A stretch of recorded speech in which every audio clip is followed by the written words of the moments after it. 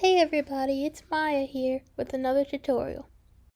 My last Trello video is my most popular video to date, the Trello social media content calendar tutorial. So I thought I'd do another Trello video, and today we're going to be talking about Trello tips and tricks. You might know some of these already, and if you've watched my Trello social media content calendar video, you'll see a few of the tips in this video are also in that one. But let's dive in and hopefully you learn something new. So tip number 1 is about the home screen on Trello. So most of the time when I log into my Trello account, it brings me to this board screen. But if you go over on the left hand side, you can click home. And once you do that, you'll be able to see what's up next in your to-do list or your project, and also any highlights of activity that's going on within your board. So that can be super helpful.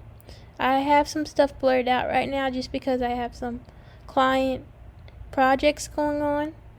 But yeah, you'll be able to see some pretty helpful information just by clicking on your home screen. So for tip number 2, I'm going to talk about using power-ups. In this video, I'm using the free version of Trello, but there is a paid version.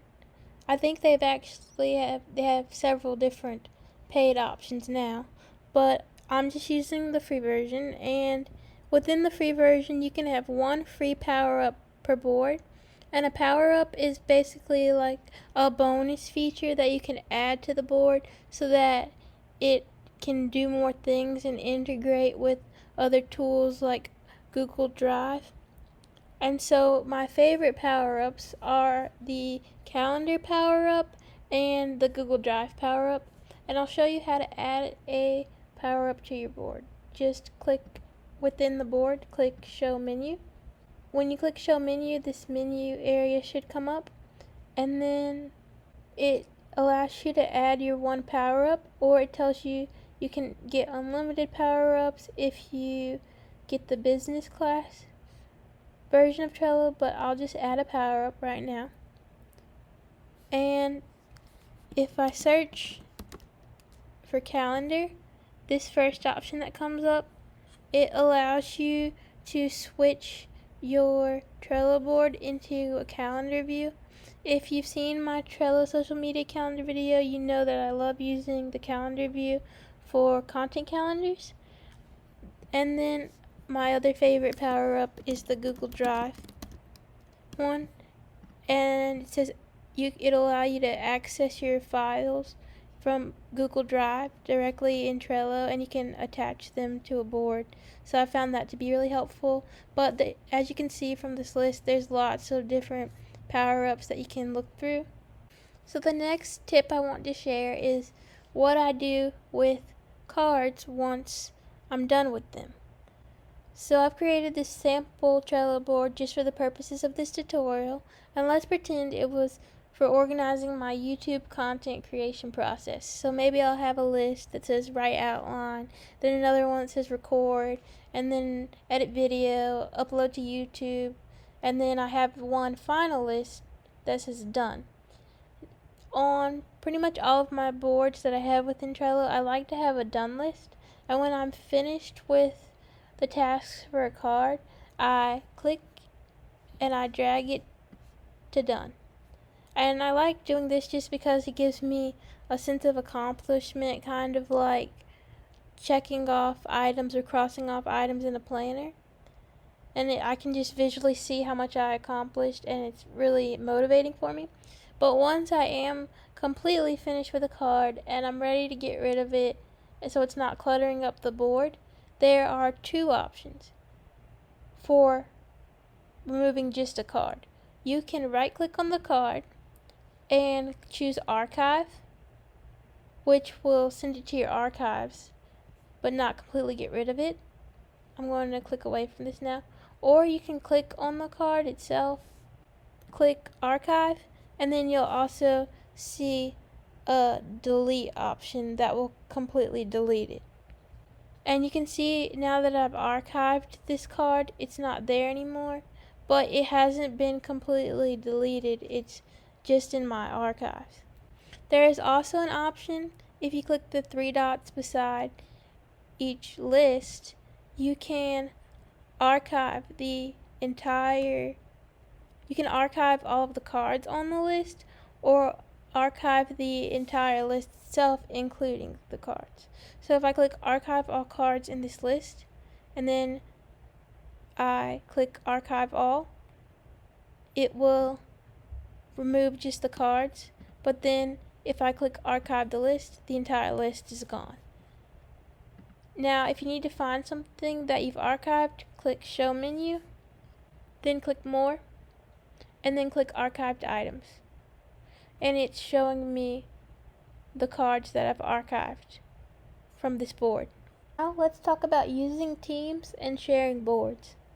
You're limited to 10 pre-opened team boards at a time, and there's no limit to the number of members in a team. Of course, if you have one of the paid versions, you'll have more options, but if you're sticking with the free version, you can have 10 team boards for free. Now, to share a Trello board with someone, you'll go up to the top of the board and click this invite button, and then you can type in their email address to send them an invitation.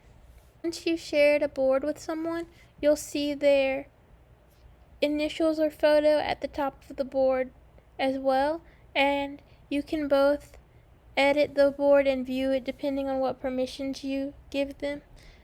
I already have this particular board inside of a team, and so that's why I was easily able to invite someone to the board.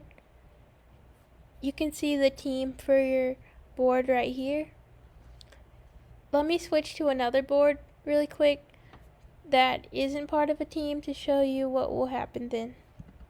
So as you can see right now, I'm on a private board. Like it says right here, it's a board that's not part of a team. If you go to invite someone and you're on a private board, it will ask you to add a team before you can share it.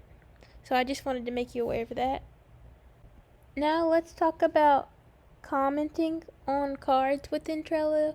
Commenting is a great way to keep your discussions about a project within Trello so that it all stays organized in one place, and you can comment and reply to other people's comments. So if I click on a card within this sample board, you'll see there's a write a comment area. So let's say I write a comment, and you'll see that a watch option is checked. I'm going to talk more about the watch feature in just a second, but basically it lets you know when there's updates to a card. So I'll click save to post my comment. And now everyone that I've shared this board with can see that I've commented on this card. And if I click to exit this view, you'll see that there's a little comment icon and it says 1, and also this little eyeball because I'm watching this card. So I just mentioned it in the last tip, but let's talk about watching. You can use the watch feature to get notified when something changes on a card, a list, or an entire board. As you saw in the last tip, once I was writing a comment on a card, it automatically asked me if I wanted to watch it. But let's say there's a card that you haven't commented on that you want to watch. If you click on the card, you'll see down here in the bottom right there's this watch button. If you wanted to watch an entire board, just click the menu button, then click more, and you'll see a watch option here. And if you wanted to watch a list, just click the three dots beside the list and click watch. If you have any questions, feel free to leave them in the comments below, and make sure to subscribe for more tutorials in the future. Thank you for watching. See you next time.